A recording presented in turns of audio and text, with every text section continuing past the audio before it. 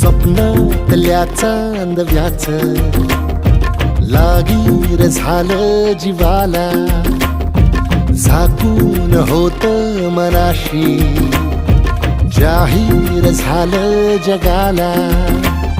क्षणभर जग हे विसरून सगळे देवढासा दिलासा, पोशील तू श्वास माझा. स्वप्ना